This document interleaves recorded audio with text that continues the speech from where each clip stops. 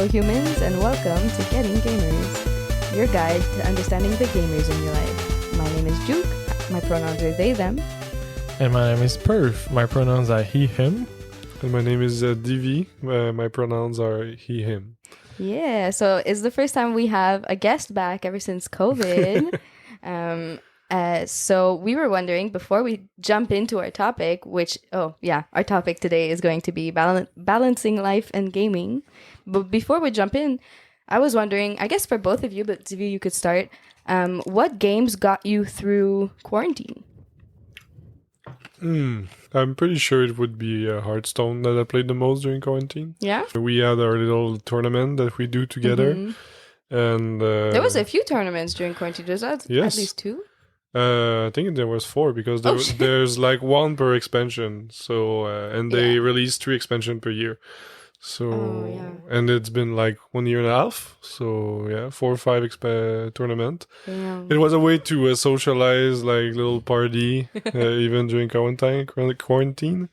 So I think that's the main game I played during quarantine. Yeah, and a lot of you guys' friends play, so it's like an opportunity to socialize. Because I think it's the game that I've noticed that from all the friends that I've met so far is the game you guys all have in common.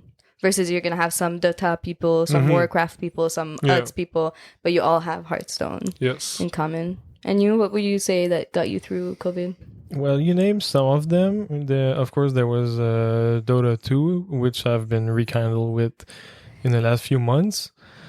I got you into it a bit too, so that's one thing. Hearthstone for sure, and a game that was very good that I've played with Divi is It Takes Two, which is a very good. Right. That's where the game in which Divi became my husband. Yes. That's right.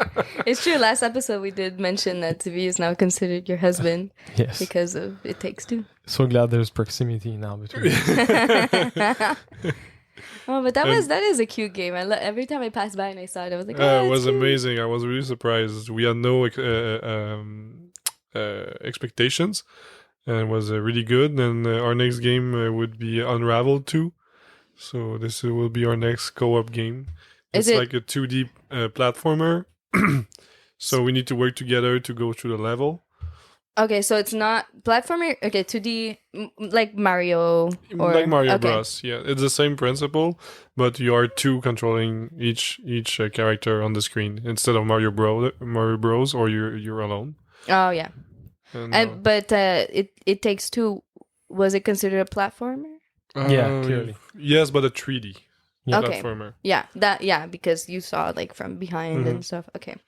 Oh, that's cool. We're linked together in this Unravel, I think. We need to link together to do some puzzles, but for other puzzles, we need to do a mix of link, unlink, link, unlink. Oh, I thought we were stuck together. No, it's a choice.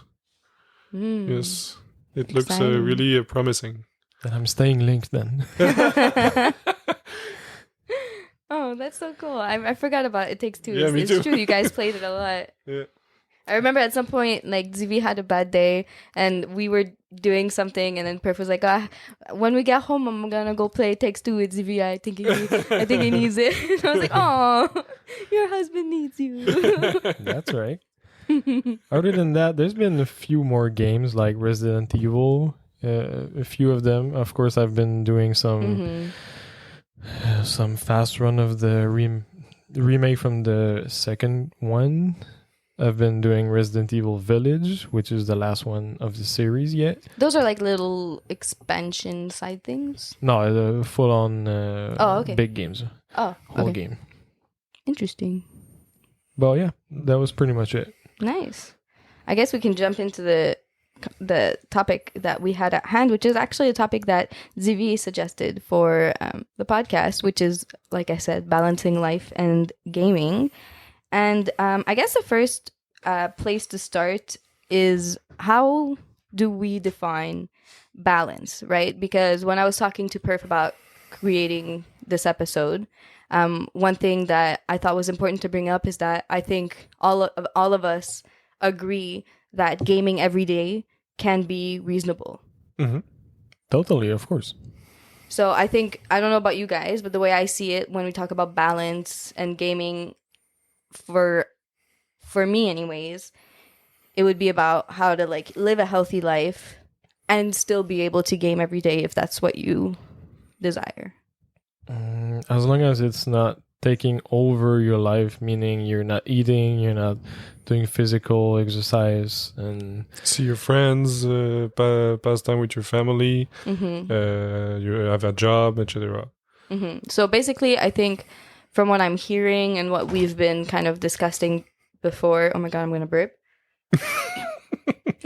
Be careful what you wish for. You actually wished for that for some reason.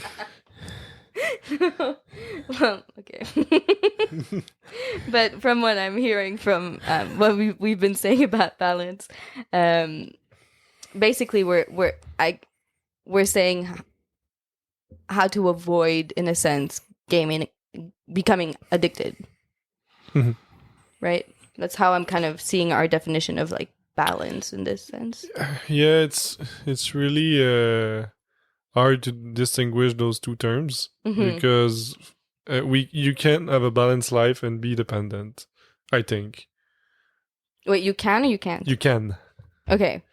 Like, I consider myself addicted to gaming because I don't see my life without it, but I can have a balanced life. I can have both. I can be addicted and have a balanced life. Yeah. So from what I'm hearing about that, an analogy I think I would use for non-gamers who don't necessarily understand that you can be addicted and still be healthy, I would say like there's addiction, and then there's the addiction that it comes and destabilizes your life.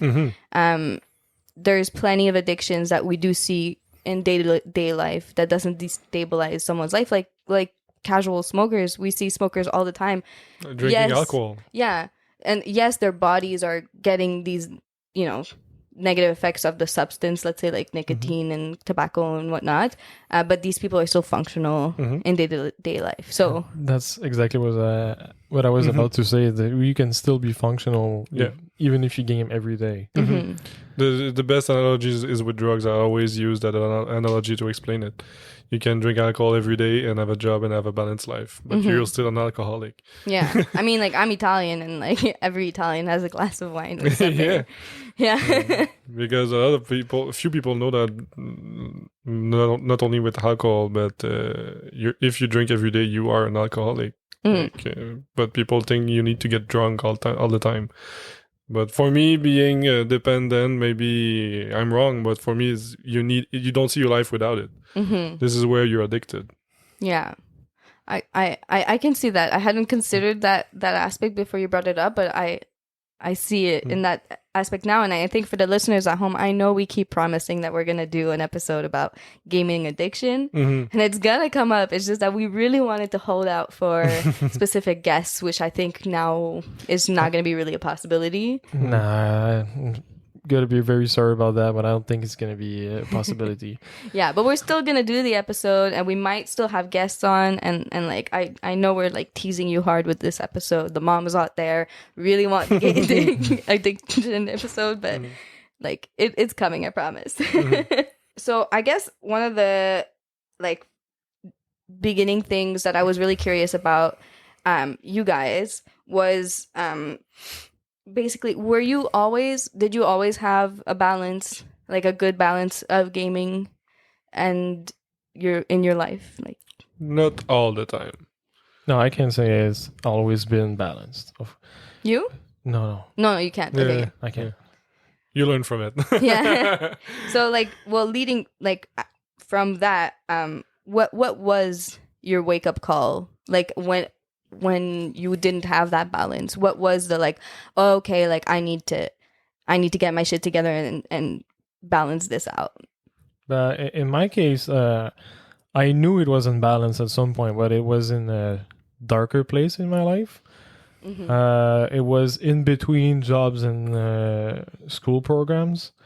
So I had like 3 months in which I didn't do anything. So I was sort of waiting to go to university, and I was working like 30 hours in a small side job in a grocery store. And the only other thing I was doing is training and 60 hours of Dota 2 per week. Mm-hmm. I knew it wasn't balanced at all. But I also knew it was a very temporary situation for me. Because so that's really interesting to me because as a person who struggles with impulsivity, and like for the listeners at home, I am like severe ADHD. For me, like hearing someone say like, oh, I game 60 hours a week, but I still work a 30-hour week job and I still do this and that, I would have not immediately said that was unbalanced. But for you, definitely felt unbalanced is what I'm... Yeah, I knew it was not a situation in which I could see myself in the long term, for sure. Mm-hmm. But I was very functional and somewhat healthy. I was going to the gym 4 times a week and I was working. But I don't think that playing 60 hours a week is something that's sustainable for your body, your mind. I knew it was only for a few weeks or months, but I gotta say it was still a period of time that I enjoyed gaming because it was the period of time at which gaming was I used gaming as escapism a lot. But so from what I'm hearing, you're saying that right from the start you knew that this was going to be like a binge period and it would not last? Yeah, clearly. So you didn't need like a wake up moment. You knew that it was like not a permanent thing. Exactly. That's interesting. I think that's a very mature outlook on how you handled it very maturely. Yeah, my parents were worried a lot about this period of time, but they didn't know yet that I was. It was more a depressive period of time for me. All right. So that's why the escapism thing. Yeah. And you were living at home? Yeah, I was living at home. Oh. It was my early 20s. Okay. Nice. And for you, did you have like a wake up moment? The wake up would have been like after a full summer of gaming when you're young and you don't work, you go to school, so in the summer you have plenty of time, and at the end of the summer I was like, oh shit, I'm white, like I'm not tan at all, I did nothing. This was my first wake up call, like, oh, this summer that was too much. I don't need to do that. This is my limit. Yeah, and for the listeners at home who've never seen Divi, Divi is a white person, but is the first person to tan. Like, I've noticed soon as winter's over, or like even like during like pre-spring, like Divi's already tan. It's ridiculous. Yeah, I really have a dark skin. So when I'm white, it's either the winter or I spend all my summer gaming.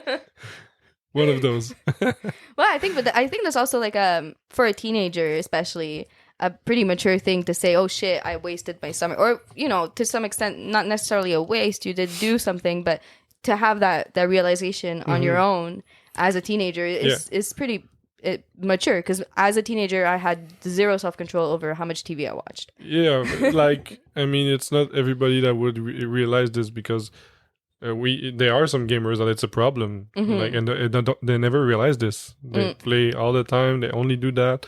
Some people don't have a hygiene. They eat like they don't eat. They skip meals and etc. So we had the chance to realize that, but some people don't, and those are the one who falls. And and it's so recent in the history. we have no like few studies in comparison with drugs, so it's really hard to catch these people and know what to do with them. But some people, it's a problem, of course. It's like everything else. It's not gaming a lot is not a problem. It can be. We need to realize that. Yeah, and I think that what you mentioned also brings up adds to when I was trying to find a definition to balance hygiene and feeding yourself. I think that comes into that definition of balance of like that being able to take care of yourself to as like fully, not just like some small aspects. So if you know somebody that fails at hygiene or eating, it's a sign. It's a really like pretty advanced. Yeah, it's a big deal. It's taking over your life. Yeah. And so for you guys, when you had that realization, let's say of like, oh, I spent my whole summer doing this can't work, or for you, like, this is a momentary thing.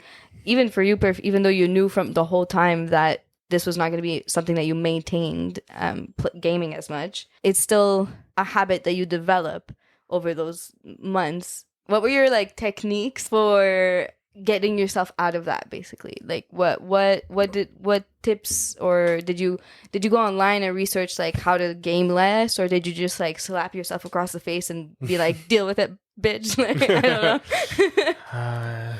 I'm gonna be real honest. I knew I was going to go to university, so I was just maintaining this habit without any tips. I was just I was trying to get better at the game, so I was just engaging myself in it. I wish I had tips for you guys, but I don't think it was a good period. I don't think it's something you should do. I'm not an example.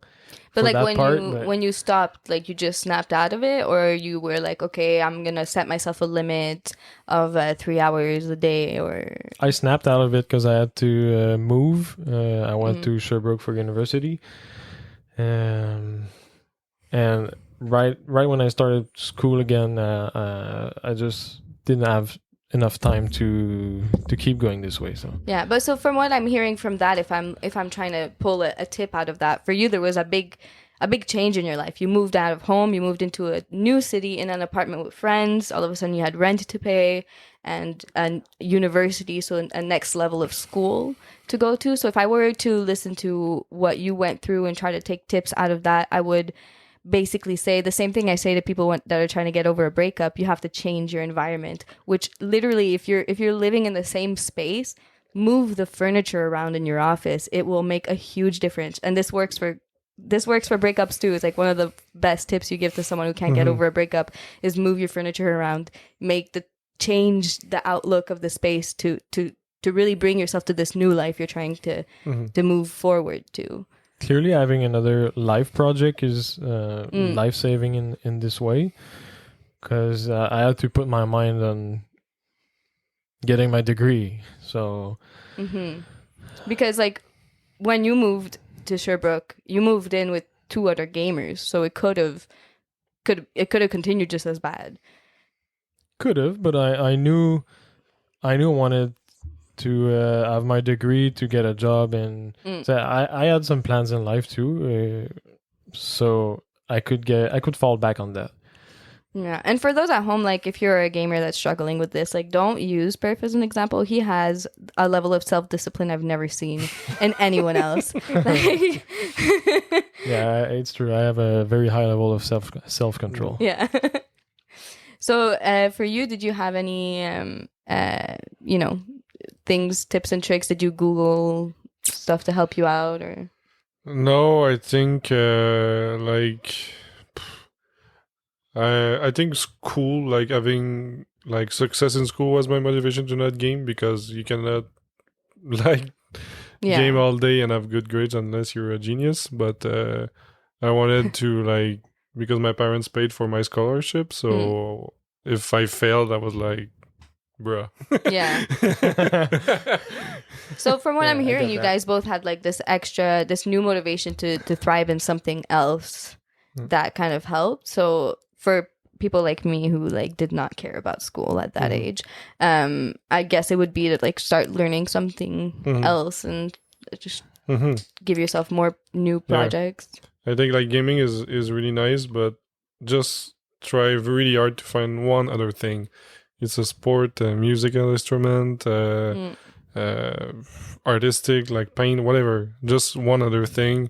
It will automatically help balance your life, because you will be prone to do it from time to time instead of gaming. So, and in talking about the whole balance again, I remember hearing you I don't remember when, talking to someone about the like 1/3, 1/3, 1/3 model of life, like separating your day into thirds. Do you want to elaborate about that? I don't think it was. Was it me? Was it? Oh no, my God. I don't think it was. I don't think it was me. Okay, because I remember hearing, maybe it was at the chalet. I remember hearing someone talk about like the model of like you spend 1/3 of your life sleeping, 1/3 of your life working, and 1/3 of your life is for you. So I think also if you're more mathematical brain like me, let's say, who loves like scheduling and agendas and stuff, you see it that way. Like you do spend, there's 24 hours in a day. You spend 8 hours of it sleeping, hopefully, or around 8 hours of it sleeping. So that's 1/3 of your day, and 8 hours of it working, or 8 hours of it working at school. Just that's the work aspect of it. And then the other 8 hours is for you, but you have to remember that in there's still making yourself food and taking your shower and stuff. So I would maybe suggest looking at that 8 hours that you have for yourself a day, and blocking it out if you need to, right? Like saying, okay, normally I spend about like an hour making supper and eating, spend an hour on hygiene, like total, let's say, like if you add up like morning and night and everything. And then exactly like figuring out what else you have left in that maybe 5 hours, let's say, that's left on your 8 hours, and really separating it out and saying, okay, how much time do I actually want to allow myself to game? And putting an alarm, like in the ADHD world, setting alarms and timers for yourself is huge. It's a tip that we give to a lot of neurodivergent people, is to really like set a timer, and when it goes off, then and you do have to have that level of self-discipline of like when the timer does go off, you do have to get up, But I do understand that can be hard for a lot of people to like. I know a lot of people, they have a hard time like if you set your own alarm, respecting it when there's no one else but you expecting yourself to. I do. I said earlier that I have a good amount of self-control, but setting alarms and planning things is not my thing that much. Yeah, that's definitely something I've noticed in you as well. So it's not a good tip for me necessarily, but I'm pretty sure you could help a lot of people out there. Yeah, and it's exactly to figure out what works for you. If you start setting alarms and it doesn't work for you, you can't just then get discouraged and say, oh, well, I'm never going to get over this problem because the alarm trick didn't work. No, the alarm trick didn't work for you.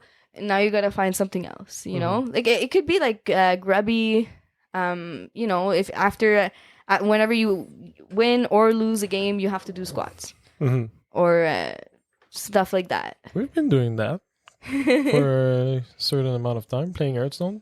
Yeah, or exactly a bit kind of like what we did, a bit of an accountability partner in the sense of like when Perf and I would play Hearthstone, loser had to do push-ups. You can kind of have that with your friend of saying like, look, bro, I need accountability because either you keep having me as a friend to play with, or I rot away and then I can't play with you anymore.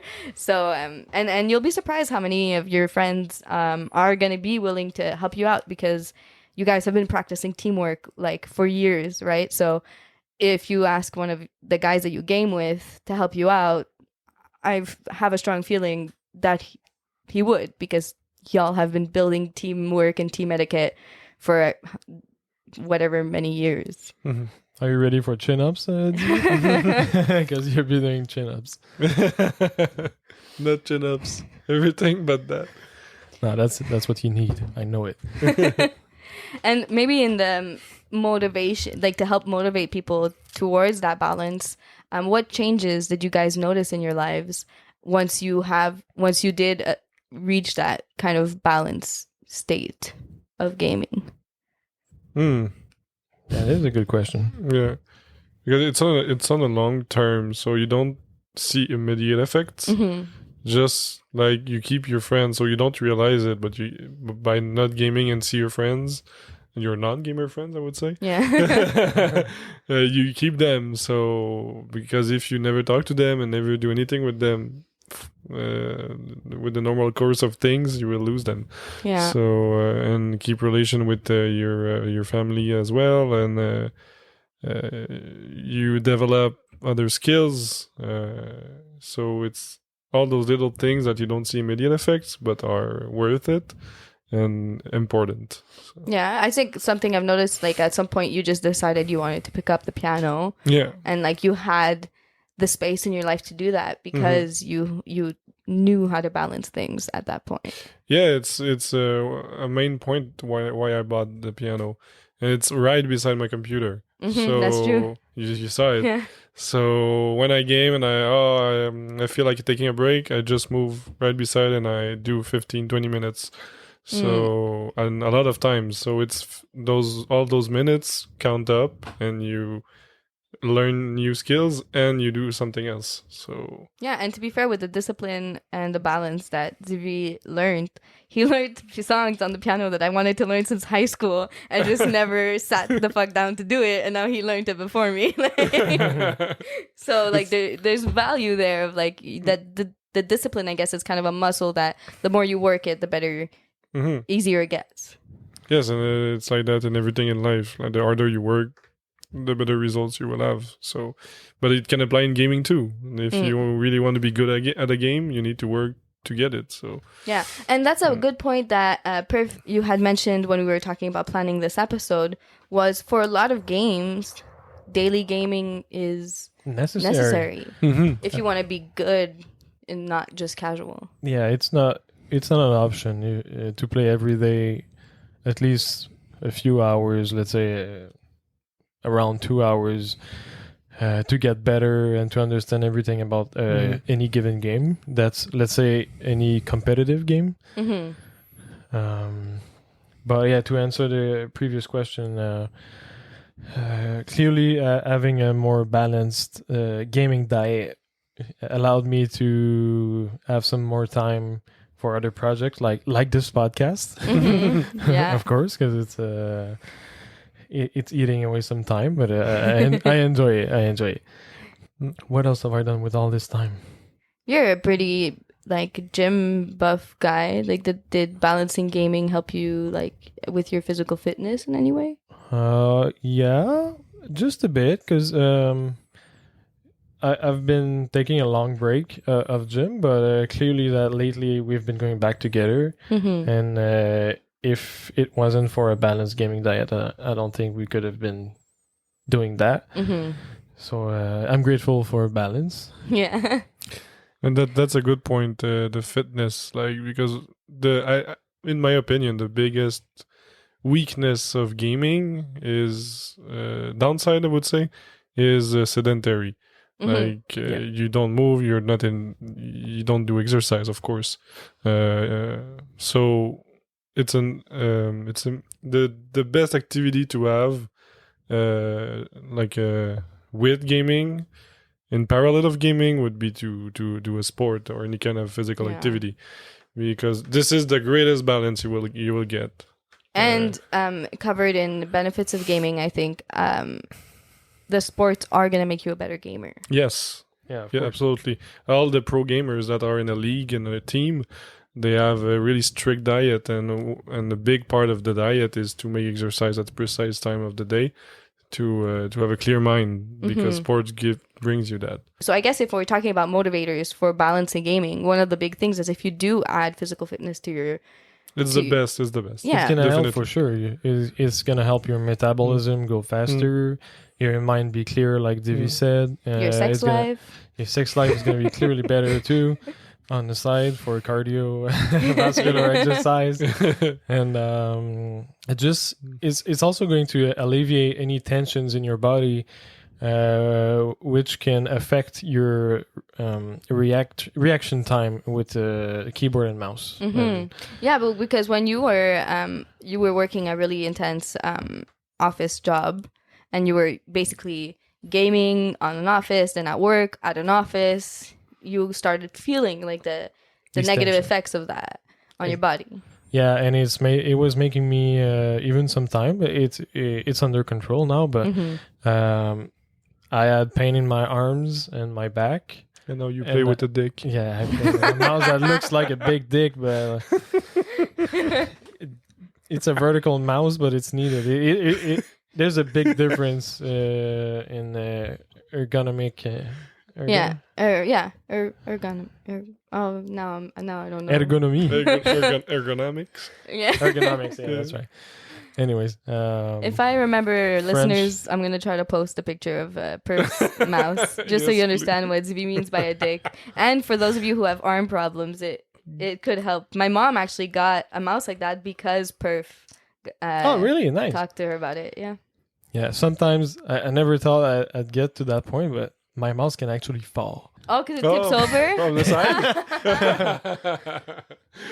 Yeah, the first time since he heard a big like talk. I was like, oh fuck, my mouse fell. He was like, what? Fell on the side. Oh yeah, my mouse looks like a big dick. I'm gonna show you. I sent him a picture, but yeah, exercise is good. Yeah. Yeah, we've been told that forever. It's true for gaming, and even truer. Yeah. We can say that. Okay. Yeah. I mean, I say it. Okay. So It's a truer version of French Canadian shenanigans. Yeah. Keep going. that's the thing. Whenever people ask me, like, "Is that a word in English?" I was like, "I say Maybe. it." But so if I'm looking at my list of things that I wanted to talk, we kind of looked for tips to how to balance, right? Changing your environment to set your mindset to a new life, and Adding another hobby in which you can invest more time. setting alarms, a bunch of stuff like that. And then tips for noticing that you're unbalanced. We said kind of like hygiene, eating properly, honestly aggressivity. If you notice that you're irritable when you're not gaming, that's an issue, if you notice that you're irritable when you don't have your coffee, that's a sign that you're a little bit too dependent on your coffee, which I think is something people relate to a lot. I remember I had another tip for you guys, and it's related to let's say ending a streak of gaming. If you manage to be able to stop on a lose, it's gonna be very beneficial to your sleep schedule. Yep. This is exactly what I was about to say. Oh yeah, we're connected again. Yeah. Because I know it's hard, and maybe it's more gambling-like problem.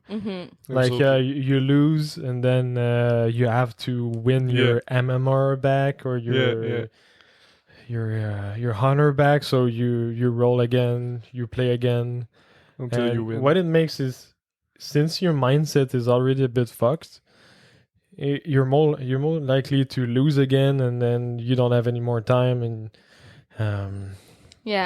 so you leave your gaming session even more drained, unhappy, and then you go sleep with the negative emotions. So the how part is going to be on you to discover. But if you can manage to let go that last game that didn't go that well, and try back to tomorrow. It's going to be very beneficial when you find that level of comfort with losing games. When I used to think about gambling, I've never gambled in my life. I don't even play the lottery. It's just not the type of thing that was instilled in my life. But I thought if you lose all your money, then you walk away because you have no more money. But for a lot of people who are gambling, when they lose all their money, then they want to win it back. So they indebt themselves to try to win back their money, and it's this whole vicious cycle. And I had never realized that would be a thing in gaming. But because for me, like, at some point, if I keep losing, I'm just like, okay, whatever, I leave, because I'm not that much into gaming. I've just started getting into gaming. But I can understand, because what Perf mentioned earlier, MMR, the more you win, the higher your rating is, and you get matched with better people in your games. And that's a bit what we were saying also about, like, certain games you have to play at least once a day, a few hours a day, because you want to play against people who are good and not against people who are just learning, because then the game is not interesting. So on that aspect, I don't actually remember what the M and the M mean, but the R means rating. Matchmaking ranking. Okay. Rating. It's the same, similar to Elo and chess. ELO? ELO. ELO? Yeah, That's like it's the the rating ranking for chess. Oh, I didn't know that. It's similar. It's the same principle. Yeah. So on that aspect, like it's understandable because in a sense, when you keep losing, you're losing that money in a sense of your ranking. So yeah, I get it that you keep wanting to fix it, especially like at Hearthstone. I'm finally like hitting gold, which I never thought I would get. And when I was talking to Perf the other day, I was like, I just want to hit gold because then I can't lose it. Go Like, on. because it's like a plateau. Yeah. And I was like, because once I hit gold, then I can like experiment and lose a bunch of games and play fun stuff because I'll be comfortable there. And especially with certain games that have like this rotation to it, you want to hit a certain ranking so that when things like rotate out of the game, you climb back faster if your ranking is better. I'm a noob trying to explain this to other noobs, so it's really hard. But that's basically it. And for me, it was really fascinating when Perf brought that up of like learning to leave on a lost, because it was never something I had encountered before. Yeah, because I had a few friends that were very affected by this concept of not being able to let go. And it's the downfall of many gamers out there. I'm pretty sure about that. We all been through that. Yeah, so been there, done that. Oh yeah, is there specific games that have triggered that? Well, for me, it's Heroes of the Storm all the way. Oh yeah. Oh yes. Oh, and you? Yeah. I've been doing this with Heroes of the Storm a bit too. Even Gears of War back in the days when I was a teenager. But I have to say that I got over that pretty quickly because I didn't want to these negative emotions stick with me for too long. And StarCraft 2 was a big one too because in the huts you have random teammates you queue, so you lose. Sometimes it's your fault, sometimes it's not. So it's a little bit easier to let it go. Yeah. But in StarCraft 2, it's all the way your fault if you lose. Oh. So you take it way more personally and you really want to play that other game to get back the points you lost. So it was another good one that I had this feeling. I slept at 1 in the morning because of that a lot of times when I had course at 8 o'clock. So and you sleep not good. It's not good sleep. Yeah, well, that's also something that what Perf was mentioning. We glossed over it really quickly, but if you keep like playing after a loss because you want to win, you're entering that game in like a more negative mindset, so you're more likely to lose again. Yeah. And it's kind of this vicious cycle. So if I'm trying to tip, and again, like this is never something I've struggled with because I'm just starting to get into gaming and I've never gambled. But if I'm trying to think about like a habit to develop out of that, I would say if it's something you struggle with, maybe every time you lose, get up and walk around your apartment or get up and walk around your house just to like clear your mind, because anyways, play right away is not the best outcome. So just having that habit of like when you lose, getting up, walking around, maybe doing some squats, some push-ups to get your brain flowing and stuff, then it might make it easier to step away when it's time to go to bed, even though you lost and stuff like that. So like maybe developing that type of habit might help, but again, never something I struggled with. So maybe the tip is my tip is useless. But no, it is a good tip. A good just one. take some distance. Maybe let it be just 5 minutes to clear your mind. It's hard to do, but it's really, really good to do it. And I would say also, like whenever I think about when I give tips to people, like when I give tips to people who have a hard time communicating, I say, hey, go look at tips for people on the spectrum of autism, because the tips for those people in communications are really like more elaborated, because these are people who really need those tips. Or if you have problems with impulsivity but you're not ADHD, you can still go look up the tips that they give to ADHD people, because they will be more like elaborative and more efficient.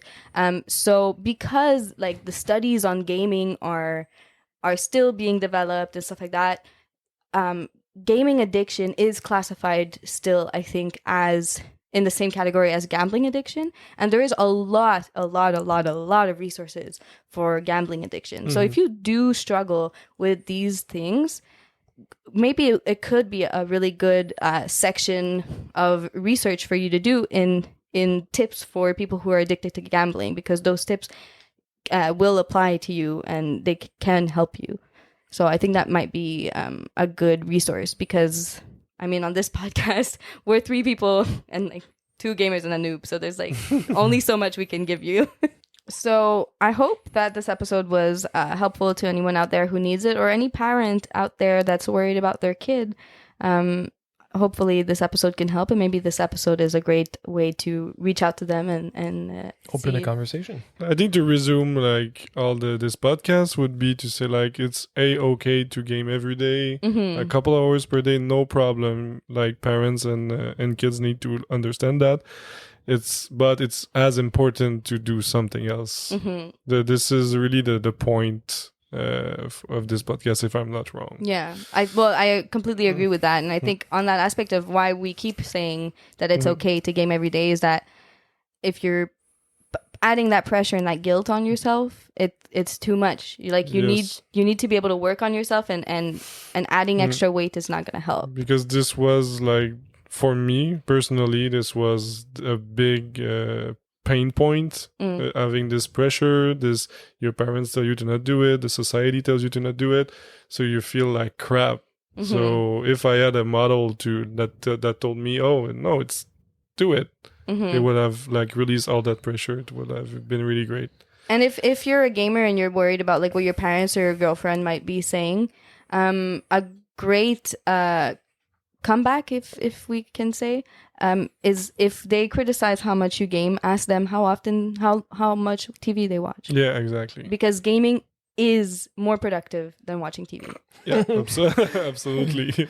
10 times at least. A lot more. So we're gonna add MMR to the gamer glossary. I think it's already there. Oh, my bad. Then I should have known. But again, if ever you're looking for terms, or if there's stuff we said that you didn't understand, gettinggamers.com has a great gamer glossary that we update with every episode. And if anything else, you could find us at Getting Gamers on Facebook and Twitter and Twitch, even though we don't stream on that account. But you can always ask us questions, give us topic ideas. We are all here for it, and we try to make episodes to respond to whatever tips and tricks and questions that we do get. And you can find me at juke_ish on Twitter, Instagram, Twitch, and I think that's pretty much it. And you can find me on Twitch at perfected with an L after the D. What is after the D? I think that would be you. Divi, you're not really a social media person? I'm not. Yeah, no Twitch, no Instagram, nothing. No Divi for you thirsty boats. I stay in my cave and play video games. Yeah. All right then. GG, guys. GG.